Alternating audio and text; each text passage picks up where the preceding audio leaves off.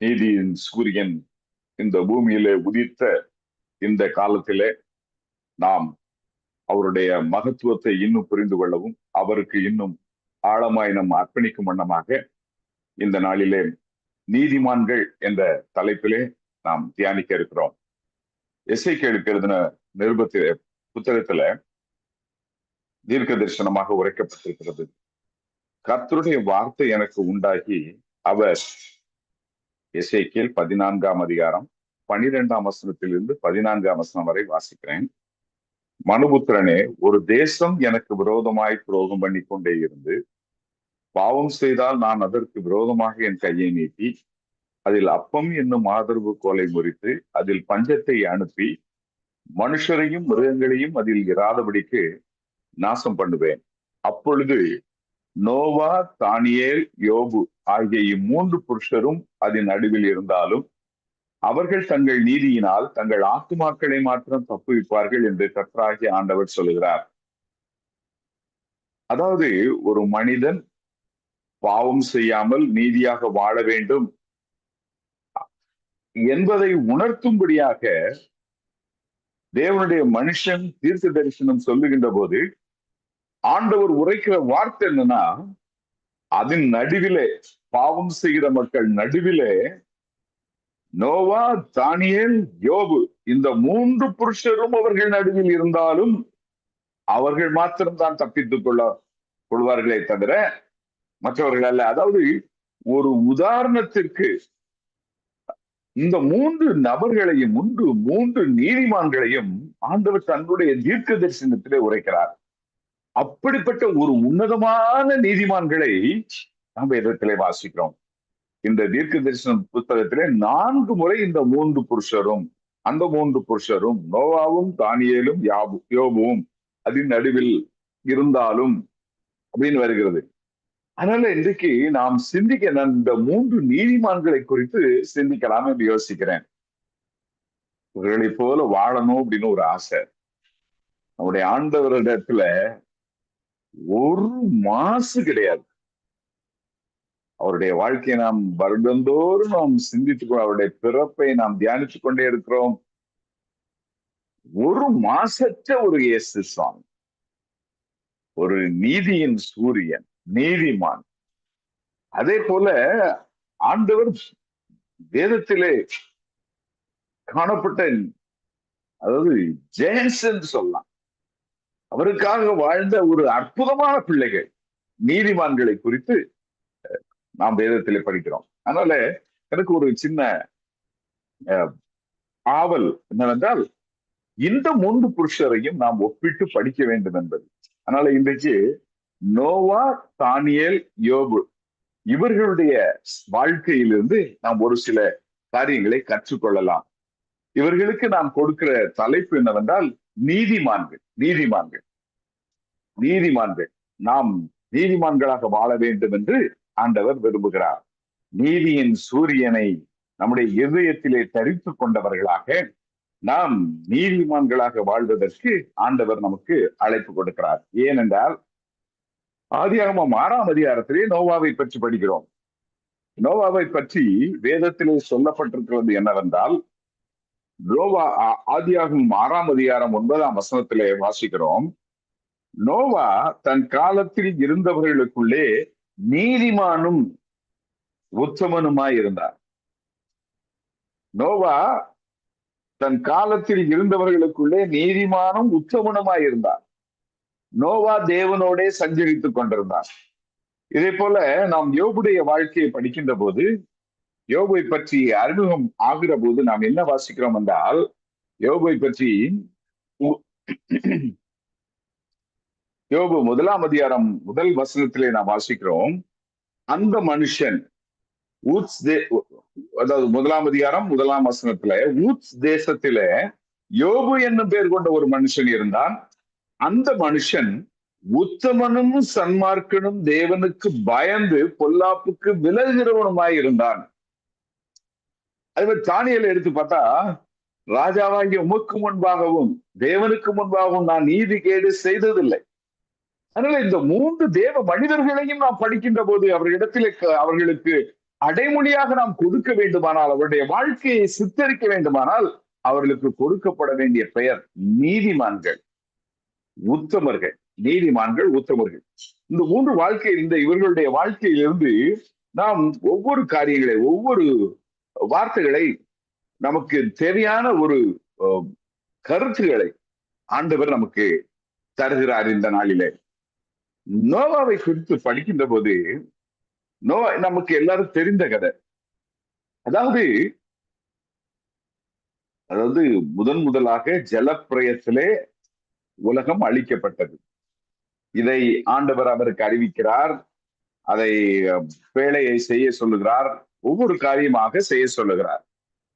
இதுல என்ன புரிந்து கொள்ள வேண்டுமானால், அவர் சொல்றது எல்லாவற்றையும் நோவா செய்தான். 6ஆம் அதிகாரம் 22ஆம் வசனத்திலே வாசிக்கிறோம், நோவா அப்படியே செய்தான்.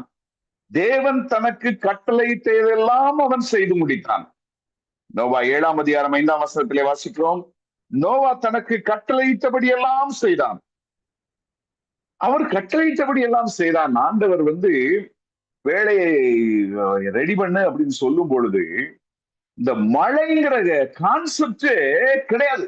வேதத்துல மழை அப்படிங்கிறது எங்கே வருகிறது என்றால், ஆதியாகமம் 2ஆம் வசனத்துல 2ஆம் அதிகாரத்திலே நான் வாசிக்கின்ற போது, அங்க மழை இல்ல, அங்க என்ன பனிதான். அதாவது அப்பொழுது ஆதியாகமம் 2ஆம் அதிகாரம் 6ஆம் வசனத்திலே வாசிக்கிறோம், அப்பொழுது 3 பனி பூமியிலிருந்து எழும்பி பூமி எல்லாம் நனைத்தது. முதலாக மழை சொல்லப்படுகிறது இந்த வெள்ளம் வருகின்ற பொழுதுதான் இந்த வேதத்திலே பதிவாயிருக்கிறது, மழை என்று பதிவாயிருக்கிறது.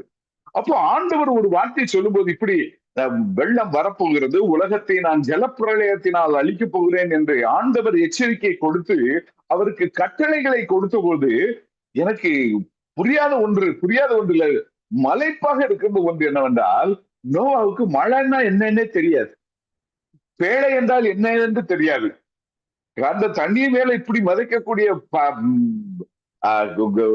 காரியம் அதிலே உண்டா என்பது தெரியாது.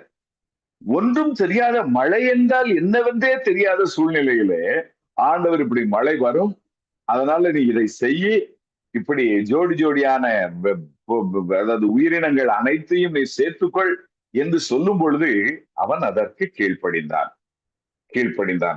அப்ப நீங்க பாத்தீங்கன்னா உலகமே அழிந்து போய்விட்டது. இந்த 8 பேரை தவிர, நோவாவின் மனைவி, அவருடைய பிள்ளைகள், மருமக்கமார், இந்த 8 பேரை தவிர உலகமே அழிந்து விட்டது. ஆனால் அவர் 500 வயதா இருந்த பொழுதுதான் இந்த காரியத்தை செய்து கொண்டிருக்கிறார். உலகத்துல ஒருத்தர் கூட அவர்களிடம் நிக்கல. இஸ் ஒன் மேன், ஒரே ஒரு மனிதனாக தேவ கட்டளையை நிறைவேற்றினான். எல்லாரும் ஏளனம் செய்தார்கள், யாரும் அவருக்கு அதாவது செவி சாய்க்கவில்லை. அவன் கூப்பிட்டதற்கெல்லாம் யாரும் செவி சாய்க்கவில்லை. அதனால இன்றைக்கு ஆண்டவர் இந்த நோவாவின் மூலமாக நமக்கு கற்றுக் கொடுக்கிற காரியம் என்னன்னா, ஒபீடியன்ஸ். அவர் கட்டளையிட்ட எல்லாவற்றையும் செய்து முடித்தான். ஆண்டவரே, நீங்க இந்த வருஷத்தின் கடைசியில நாங்க வந்திருக்கிறோம், நீங்க என்ன சொல்றீங்க ஆண்டவரே, நாங்கள் அதற்கெல்லாம் கீழ்ப்படிவோம், நீர் கட்டளையிட்ட யாவையும் செய்வோம் என்று நாம் தீர்மானம் பண்ணும்படியாக ஆண்டவர் இந்த வசனங்களோடு கூட நம்மோடு கூட பேசிக் கொண்டிருக்கிறார். இந்த நோவாவை பற்றி பார்க்கும் பொழுது, அது அந்த காலத்தில் இருந்த ஜனத்தொகை மொத்தம் எவ்வளவு என்று தெரியவில்லை. ஆனால் ஒரு மனிதன் கூட அவன் கூட நிற்கவில்லை. அவர்கள் குடும்பத்தார் மட்டும் அவரை ஏற்றுக்கொண்டார்கள். அதனால 8 பேர், நோவா, மனைவி, பிள்ளைகள், மருமகன்மார்கள், மொத்தம் 8 பேர். அப்போ என்ன வாசிக்கிறோம்னா,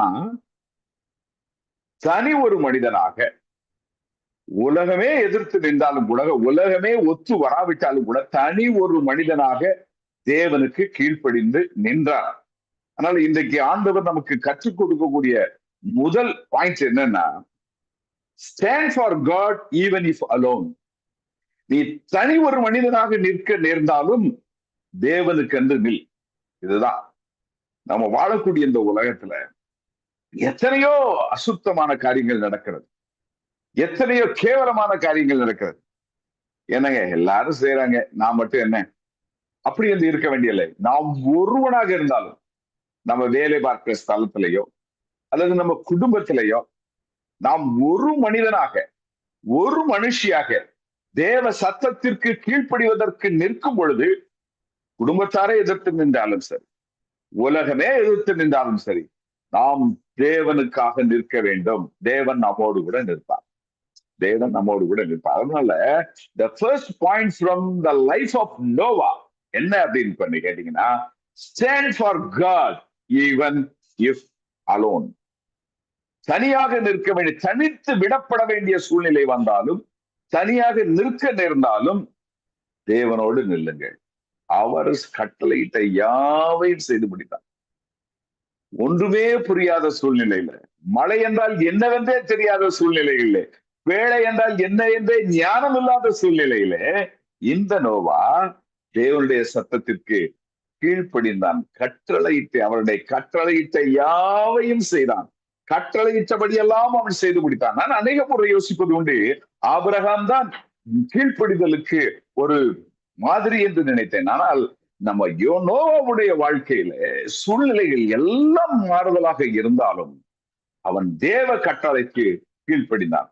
ஒன்று கீழ்ப்படிதல். அதன் மூலமாக நாம் கற்றுக்கொள்வது என்னவென்றால், தனித்து விடப்பட்டாலும் நாம் தேவனுக்காக நிற்க வேண்டும். தவிர்த்து விட ஆண்டவருக்கென்று ஒரு மனிதன் முற்றும் முடிய அர்ப்பணித்து செயல்பட ஆரம்பிக்கும் பொழுது அவன் பலமுறை தனித்து நிற்க வேண்டிய சூழ்நிலை வரும். பட் நாம் கவலைப்பட வேண்டியதில்லை. நாம் தனித்து விடப்படுவதில்லை. தேவன் நம்மோடு கூட இருக்கிறார். நோவா தேவனோடு சஞ்சரித்துக் கொண்டிருந்தான். நோவா தேவனோடு சஞ்சரித்துக் கொண்டிருந்தான். அவரோடு நடை போடுகிறவன் தனித்து நிற்க தயங்க மாட்டான். தேவனோடு கூட நடை போடுகிறவன் தனித்து நிற்பதற்கு தயங்குவதில்லை. தேவ கட்டளைக்கு கீழ்ப்படிவான். அதனால இன்றைக்கு நோவா என்ற நீதிமான் உத்தமன். அவன் தன் காலத்திலே வாழ்ந்தவர்களிலே இருந்தவர்களுக்குள்ளே நீதிமானும் உத்தமனுமாய் இருந்தான். நாம் நோவாவை போல வாழ வேண்டும் என்று ஆண்டவர் விரும்புகிறார். அடுத்ததாக நாம் யோபுவின் புத்திரத்திற்கு வர. சோ நோவாவிடத்திலே உள்ள காணப்படுதல் அதாவது இந்த குணாதிசயங்கள் எல்லாம் இந்த 3 தேவ மனிதர்களிடத்திலும் இருக்கிறது. ஆனால் ரொம்ப டாமினண்டா ஒரு பிரதானமாக இருக்கக்கூடிய நோவாவிடத்திலே காணப்பட்ட காரியம் என்னவென்றால், அவருடைய கீழ்ப்படிதல். கட்டளையிட்ட யாவற்றிற்கும் கீழ்ப்படிந்தார். தனி ஒரு மனிதனாக தேவனுக்காக நின்றார். யோபுடைய வாழ்க்கையை நாம் படிக்கிறோம். யோபுவை பற்றி அந்த வசனம் சொல்லும் பொழுது, அந்த மனுஷன் உத்தமனும் சன்மார்க்கனும் தேவனுக்கு பயந்து பொல்லாப்புக்கு விலகிறவனுமாய் இருந்தார். அதைதான் யோபுவை பற்றி சொல்லப்படுகிறது. அப்போ யோபு அடுத்த நீதிமான். அதுல ரொம்ப பியூட்டிஃபுல் என்னன்னா, அவன் சேர்ந்த காரியங்கள் எல்லாம் நமக்கு தெரியும். ஆனால் தேவன் அவனை பற்றி என்ன சொல்லுகிறார்? தேவன் அவனை பற்றி என்ன சொல்லுகிறார் அப்படின்னு பார்த்தோம்னா, வாசிக்கிறோம். யோபுவின் புத்தகம் 2ஆம் அதிகாரம் 3ஆம் வசனத்திலே வாசிக்கிறோம். அப்பொழுது கர்த்தர் சாத்தானை நோக்கி, நீ என் தாசனாகிய யோபின் மேல் கவனம் வைத்தாயோ? உத்தமனும் சன்மார்க்கனும் தேவனுக்கு பயந்து பொல்லாப்புக்கு விலகிறவனுமான மனுஷனாகிய அவனை போல் பூமியில் ஒருவனும் இல்லை. What a wonderful statement by God. தேவன் யோபுவை குறித்து கொடுக்கக்கூடிய சாட்சி. Amazing, amazing. வாழ்க்கையில நம்மை பற்றி ஆண்டவர் என்ன சொல்லுவார்? நம்மை பற்றி ஆண்டவர் என்ன சொல்லுவார்? இப்படி ஒரு வாழ்க்கை நமக்கு கிடைக்குமா? இப்படி ஒரு வாழ்க்கையை ஆண்டவர் நமக்கு தரணும் என்று ஒரு அர்ப்பணத்தோடு நாம் கவனிப்போம். என் தாசனாகிய யோபு உத்தமனும் சன்மார்க்கனும் தேவனுக்கு பயந்து பொல்லாப்புக்கு விலகிறவனுமான மனுஷனாகி அவனை போல பூமியில் ஒருவனும் இல்லை. முகாந்தரம் இல்லாமல் அவனை நிர்மூலமாக்கும்படி நீ என்னை ஏவின பொழுதிலும் அவன் இன்னும் தன் உத்தமத்திலே உறுதியாய் நிற்கிறான். உத்தமத்திலே உறுதியாய் நிற்கிறான். அதாவது உத்தமர்கள் உத்தமத்திலே உறுதியாய் நின்றவர்கள். அருமையான ஒரு வசனம். இவர்களுடைய வாழ்க்கையில, யோபுடைய வாழ்க்கையில உத்தமத்திலே உறுதியாய் நின்றார். இவருடைய வாழ்க்கையில நம்ம செய்ய வேண்டிய, கற்றுக்கொள்ள வேண்டிய ஒரு பிரதானமான காரியம் என்னவென்றால், யோபு 13ஆம் அதிகாரம் என்று நினைக்கிறேன், 13-15. யோபுவின் புத்தகம் 13-15 நாம் வாசிக்கிறோம். அவர் என்னை கொன்று போட்டாலும் அவர் மேல் நம்பிக்கையாய் இருப்பேன். அவர் என்னை கொன்று போட்டாலும் அவர் மேல் நம்பிக்கையாய் இருப்பேன். அப்போ இந்த பகுதியில நம்ம யோபுவிடத்திலே நாம் கற்றுக்கொள்ள பிரதானமாக இருப்பது என்னன்னா, நம்ம நோவாவுக்கு ஒரு ஒபீடியன்ஸ் சொன்னோம்னா, யோபுக்கு நாம் சொல்ல வேண்டியது என்ன? நம்பிக்கை. Trusting in God in every situation. எல்லா சூழ்நிலைகளிலும், ஆசீர்வதிக்கப்பட்ட சூழ்நிலையிலும், இழப்புகளின் மத்தியிலும் அவன் ஆண்டவரையே நம்பியிருந்தான். நம்ம கவலைப்பட வேண்டிய அவசியமே இல்லை. நம்ம கவலைப்பட வேண்டிய அவசியம் இல்லை. ஆண்டவரை நம்புகிற பிள்ளைகள் ஒரு நாள் கவலைப்பட வேண்டிய அவசியமே இல்லை. உன்னதமான தேவ மனிதர்களை ஆண்டவர் நமக்கு முன் உதாரணமாக நிறுத்தி இருக்கிறார். அவர் என்னை கொன்று போட்டாலும் நான் அவர் மேல் நம்பிக்கையாயிருப்பேன். அவர் என்னை கொன்று போட்டாலும் அவர் மேல் நம்பிக்கை. இப்படிப்பட்ட ஒரு நம்பிக்கையுடைய மனிதனைத்தான் தேவன் தன் தீர்க்க தரிசனத்திலே முன் உதாரணமாக சொல்லுகிறார். நோவா, தானியேல், யோபு, இவர்கள் 3 பேர் இருந்தாங்க. இவர்கள் 3 பேர் எப்படிப்பட்டவர்கள்? அப்படிப்பட்டவர்கள் இருந்தாலும் கூட நான் அவர்களை மட்டும் நான் காப்பாற்றுவேன் அப்படின்னு சொல்லும் போது ஆண்டவர் என்ன சொல்ல வர்றாரு? அவர்கள் அப்படிப்பட்ட உன்னதமான நீதிமான்கள் என்று சொல்லுகிறார். அதனால தேவனால் சாட்சி பெற்ற மனிதன் இந்த யோபு. Trusting God in every situation. அவனை அதுக்கு நம்ம இன்னொரு விதத்துல நம்ம சொல்லணும்னா, அவனுடைய உத்தமத்தை சொல்லணும்னா இன்டெகிரிட்டி. நம்ம இந்த யோபுவின் புத்தகத்தை படிக்கின்ற பொழுது அவருடைய யோபுக்கு நோவாவுக்கு ஒரு ஒபீடியன்ஸ் சொன்னோம்னா, இவருக்கு ஒரு ட்ரஸ்ட், அதாவது இன்டெகிரிட்டி இன் ட்ரஸ்டிங் காட். ஆண்டவரை முழு மனசுல நம்பி இருக்கிறது. நீர் என்னை கொன்று போட்டாலும் நான் உண்மையில் நம்பிக்கையா இருப்பேன். எத்தனையோ சூழ்நிலைகள், ஆனால் அவைகளின் மத்தியிலும் ஆண்டவர் அவனை அற்புதமாக நடத்தினார். அதனால இன்றைக்கு ஆண்டவர் நம்ம சொல்றது என்னன்னா, இந்த யோபுடைய வாழ்க்கையை பார்க்கும் பொழுது நமக்கு எல்லாருக்கும் சவாலாக, நம்ம எல்லாருக்கும் மாதிரியாக ஆண்டவர் சொல்லுவதுன்னா, உன்னை பார்த்து நான் சொல்ல முடியுமா? நீதிமான்னு சொல்ல முடியுமா? உத்தமனும் சன்மார்க்கனும் பொல்லாப்புக்கு விலகிறவன். அது அருமையான வார்த்தை. என்னன்னா, பொல்லாப்புக்கு விலகிறவன். பூமியில அவன மாதிரி ஒருத்தனும் இல்லையா? பூமியில அவன மாதிரி ஒருத்தனும் இல்லை. உத்தமத்திலே உறுதியாய் நிற்கிற ஒரு மனிதன். அதனால இன்றைக்கு அவர் மேல நம்ம நம்பிக்கை, இது என்னை கொண்டு போட்டாலும் நான் உண்மையில் நம்பிக்கையா இருப்பேன் என்று யோபு சொன்னான். அவருடைய வாழ்க்கையில நிறைவாக நாம் பார்க்கும்போது எனக்கு ரொம்ப சந்தோஷம். என்ன, எத்தனையோ பாடுகள் வந்தாலும் அவருடைய வாழ்வு நிறைவு பெறுகின்ற பொழுது நாம் வாசிக்கிறோம். கடைசி அதிகாரத்துல, யோபுவின் புத்தகம் கடைசி அதிகாரத்துல நாம் வாசிக்கிறோம். 42ஆம் அதிகாரம் 16-17 வசனங்களை வாசிக்கும் பொழுது எனக்கு ஒரு நிறைவாக இருந்தது. இதற்கு பின்பு யோபு 140 வருஷம் உயிரோடு இருந்து 4 தலைமுறையாக தன் பிள்ளைகளையும் தன் பிள்ளைகளுடைய பிள்ளைகளையும் கண்டான். யோபு நெடுநாள் இருந்து பூரண வயதுள்ளவனாய் மரித்தான். 10 பிள்ளைகளை பெற்றெடுத்தான். முன்னிலைமையை பார்க்கிலும் பின்னிலைமையை தேவன் ஆசீர்வதித்தார். அவரை நம்புகிற பிள்ளைகளை தேவன் ஒரு காலம் கைவிடுகிறதில்லை. நம்முடைய தேவன் கைவிடுகிற தேவன் அல்ல. எதனால இந்த வார்த்தை ஜீசஸ் நெவர் ஃபெயில்ஸ். அவர் ஒருபொழுதும் நம்மை கைவிடுகிற தேவன் அல்ல. உலகம் கைவிட்டாலும் அவர் நம்மை தூக்கி விடுகிற தேவன். அதனாலதான் அந்த யோபு சொன்னாரு, நீர் என்னை கொண்டு போட்டாலும் நான் உண்மையில் நம்பிக்கையாயிருப்பேன். அதனால தேவனுக்கு நோவாவை போல தேவனுக்கு கீழ்ப்படிய வேண்டும். உலகமே எதிர்த்து நின்றாலும் நாம் தனி ஒரு மனிதனாக அவருக்கு நிற்க வேண்டும். ஆனால் யோபுவின் புத்தகத்திலே பார்க்கிறோம், எல்லா சூழ்நிலைகளிலும் trusting God in every situation. அதனால அதாவது சிச்சுவேஷனுக்கும் நம்ம ட்ரஸ்டுக்கும் சம்பந்தம் கிடையாது. அது எப்படி போகலாம், எப்படியும் மாறலாம். But we are with God. ஆண்டவரோடு தேவனாலே சாட்சி பெற்ற ஒரு மனிதன். ரொம்ப யூனிக்கா சில காரியங்களை ஆண்டவர்களுடைய வாழ்க்கையில செய்யறாரு. எப்படி பாத்தீங்கன்னா, நோவாவை பற்றி படிக்கும்போது ரொம்ப இன்ட்ரெஸ்டிங்கா இருக்கிறது என்னன்னா, எல்லாரையும் உள்ள ஏத்துனதுக்கு அப்புறம் தேவன் கதவை அடைத்தார்.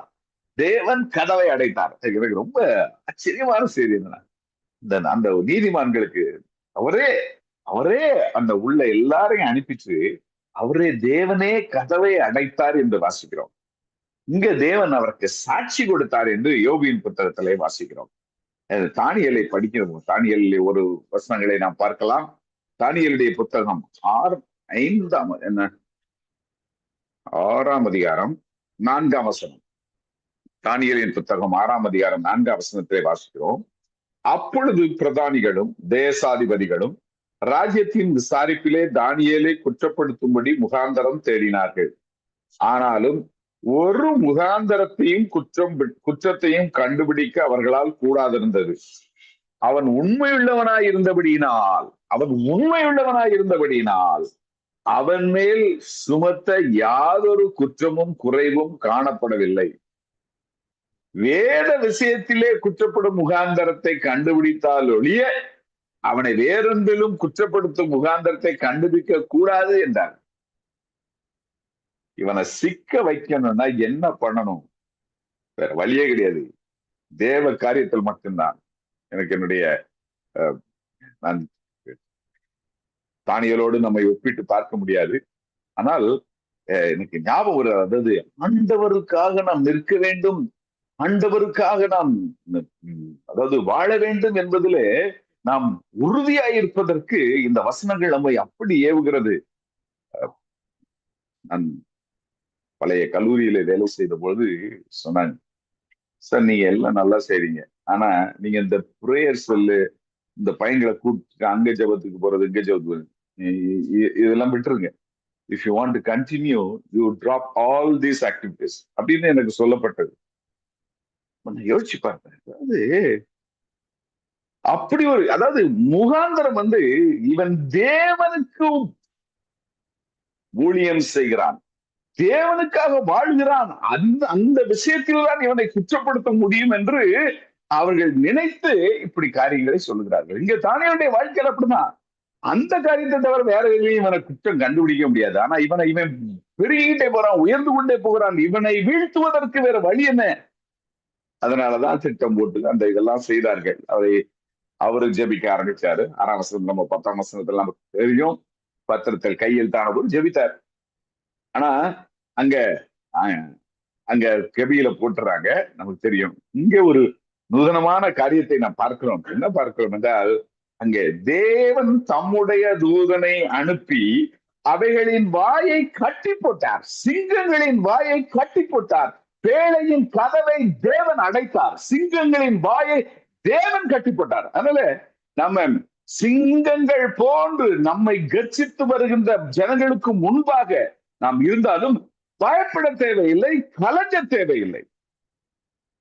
இயேசு கிறிஸ்து இந்த உலகத்திற்கு வந்து நமக்காக மரித்து உயிரோடு எழுந்தார், அவர் இன்னும் வருகிறார் என்ற அந்த விசுவாசத்திலே நம்முடைய ஓட்டத்தை ஓடிக்கொண்டிருக்கிற ஒவ்வொரு பிள்ளைகளுக்கும் ஆண்டவர் சொல்றது என்னன்னா, நீ எந்த இக்கட்டான சூழ்நிலை நீ கவலைப்படவில்லை, கர்த்தர் உனக்காக செயல்படுவார். கர்த்தர், அவர் சிங்கங்களின் வாயை அவர் கட்டி போட்டார், கதவை தேவன் அடைத்தார், பேழையின் கதவை தேவன் அடைத்தார், சிங்கங்களின் வாயை தேவன் கட்டி போட்டார். இன்றைக்கு நம்ம சிங்க மாதிரி என்ன பயமுறுத்தி கொண்டு வருகிறார்களே என்று யோசித்தோமானால், அங்கே ஆண்டவர் நமக்கு சொல்வது, தேவன் அந்த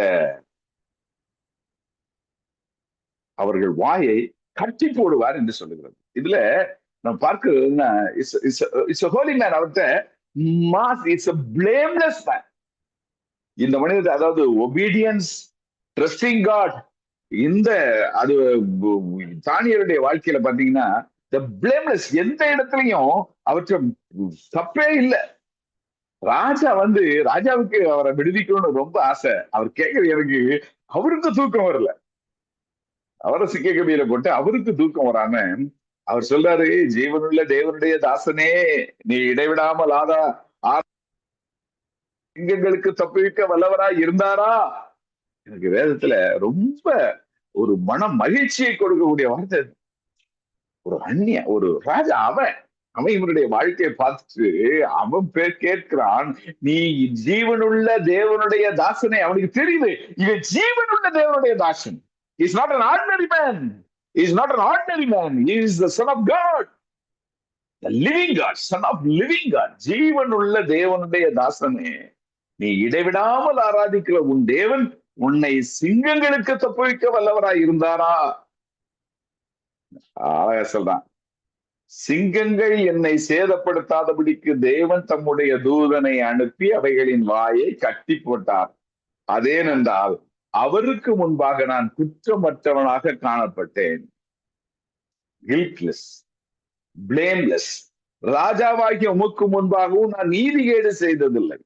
ராஜாவாகிய உமக்கு முன்பாகவும் நான் நீதிகேடு செய்ததில்லை. அதாவது influencing this world without compromise. அன்றைக்கு உலகம் சட்டம் போட்டுட்டாங்க, அதனால நம்ம பலகணிகளை மூடிட்டு ஜெபம் பண்ணணும்னு பண்ணியிருந்தா கூட இந்த நிகழ்வு நடந்திருக்காது. ஆனால் தானியேல் தான் செய்து வந்தபடியே என்ன செய்தான்? பலகணிகளை திறந்து வைத்து தேவனை ஜெபித்தான். இவ்வளவு பெரிய தாக்கத்தை, ஒரு பெரிய விளைவை ஏற்படுத்த முடியுது. நமக்கு ஆண்டவர் மேல் உள்ள பற்றுதலிலே, ஆண்டவரை பின்பற்றுதலிலே நாம் நம்மை சமரசம் செய்து கொள்ள வேண்டிய அவசியம் இல்லை. உலகத்தின் அச்சுறுத்தல்களையும் பயமுறுத்துதல்களையும் பார்த்து நாம் அச்சப்பட வேண்டியதில்லை. இன்னும் அதிகமாய் தேவனை நெருங்கி சேர வேண்டும், இன்னும் அதிகமாய் தேவனை நாம் ஆராதிக்க வேண்டும், அவரை ஊழியம் செய்ய வேண்டும்.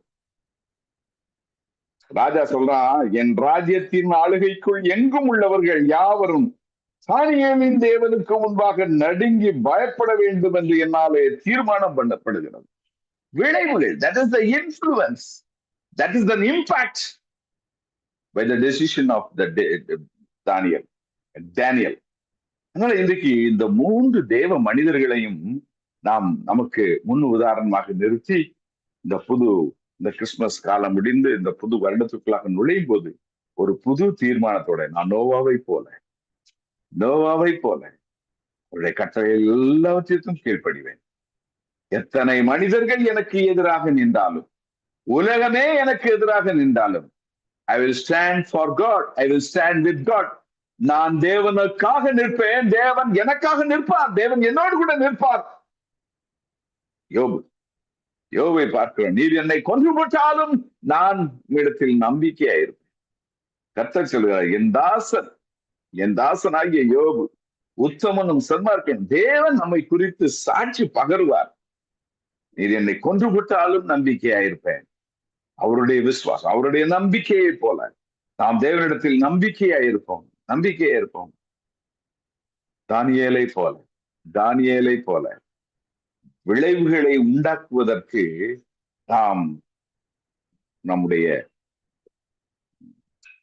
தீர்மானத்திலே நாம் சமரசம் செய்ய வேண்டிய அவசியம் இல்லை. ஆண்டவரை நோக்கி பார்ப்பதில்லை, ஆண்டவருக்காக செயல்படும் காரியத்திலே நாம் கொஞ்சம் வேகத்தை குறைத்துக் கொள்ள வேண்டிய அவசியம் இல்லை. அதனால இன்றைக்கு ஆண்டவர், நீதியின் சூரியனாகிய ஆண்டவர், அருமையான 3 நீதிமான்களை நமக்கு முன்பாக வைத்திருக்கிறார். நோவா, யோபு, தானியேல். இந்த தேவ மனிதர்களை போல நாமும் நீதிமான்களாய், உத்தமர்களாய் தேவனுக்காக வாழ வேண்டும் என்று ஆண்டவர் விரும்புகிறார். அந்த கிருபையை தேவன் நமக்கு தரணும். தேவன் நம்மால் செய்ய முடியாத சூழ்நிலைகள் வரும் பொழுது தேவன் நம்மை பாதுகாக்கும்படி நம்முடைய கதவை தேவன் அடைப்பார். நம்மை பாதுகாக்கும்படி தேவன் சிங்கங்களின் வாயை கட்டி போடுவார். நமக்காக தேவன் வழக்காடுவார். தேவன் நம்மை பற்றி சொல்லுவார், என் மகன் அவன் அப்படி உத்தமத்திலே உறுதியாய் நிற்கிறான் அப்படின்னு ஆண்டவர் நமக்காக பேசுவார். ஆண்டவருடைய சமூகத்திலே நம்மை தாழ்த்தி அர்ப்பணிப்போமா? ஆண்டவருடைய சமூகத்திலே நம்மை தாழ்த்தி அர்ப்பணித்து நாம் ஜெபிப்போம். நம்மையும் தேவன் நீதிமான்களாக மாற்றட்டும். இந்த கிருபையும் இரக்கம் நிறைந்த எங்கள் அன்பின் ஆண்டவரே, இந்த காலை வேலைக்காக உம்மை நன்றியோடு துதிக்கிறோம். இது உங்களுடைய பெரிய கிருபை சுவாமி, உடைய பெரிய இரக்கம். அப்பா, உம்மை பற்றி கொள்ளும் பாக்கியத்தை எங்களுக்கு கொடுத்தீரே. ஆண்டவரே எங்களுடைய மனதை ஆண்டவரே பறிகொடுப்பதற்கு உண்மையில் பறிகொடுப்பதற்கு நீர் எங்களை ஏவினபடியினால் அப்பா உமக்கு கோடி ஸ்தோத்திரம்.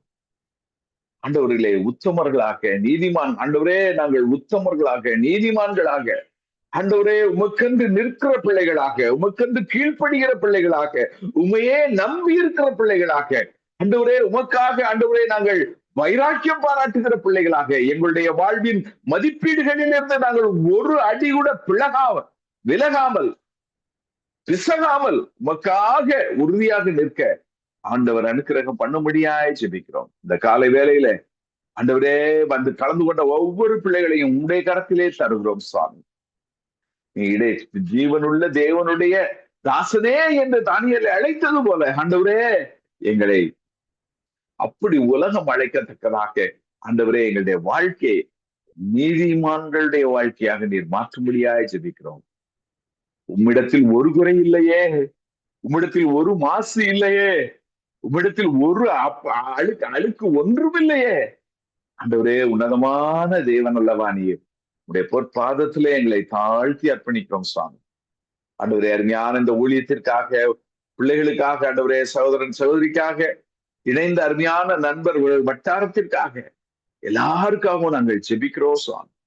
எங்கள் ஒவ்வொருவரையும் ஆண்டவரே நீரே பலப்படுத்தும், நீரே நீதிமான்களாக மாற்றும், நீரே எங்கள் உத்தமத்திலே உறுதியாய் நிற்க நீர் எங்களுக்கு உதவி செய்யும். ஆவியானவர் எங்களை பலப்படுத்தும். நீர் நீதியின் ராஜாவாக இருக்கிறீர். ஆண்டவரே உண்மை பிரதிபலிக்கிற பிள்ளைகளாக நாங்கள் வாழ, ராஜாவின் பிள்ளைகளாக வாழ ஆண்டவர் எங்களுக்கு அனுக்கிரகம் பண்ணும்படியாய் ஜெபிக்கிறோம் சுவாமி. இந்த பொற்பாதத்துல எங்களை தாழ்த்தி அர்ப்பணிக்கிறோம். துதி கனமகிமை எல்லாவற்றையும் உமக்கே செலுத்துகிறோம். ஏசு கிறிஸ்துவின் இணையற்ற நாமத்தில் கெஞ்சி கொண்டாடுகிறோம் நல்ல தகப்பனே. ஆமென், ஆமென்.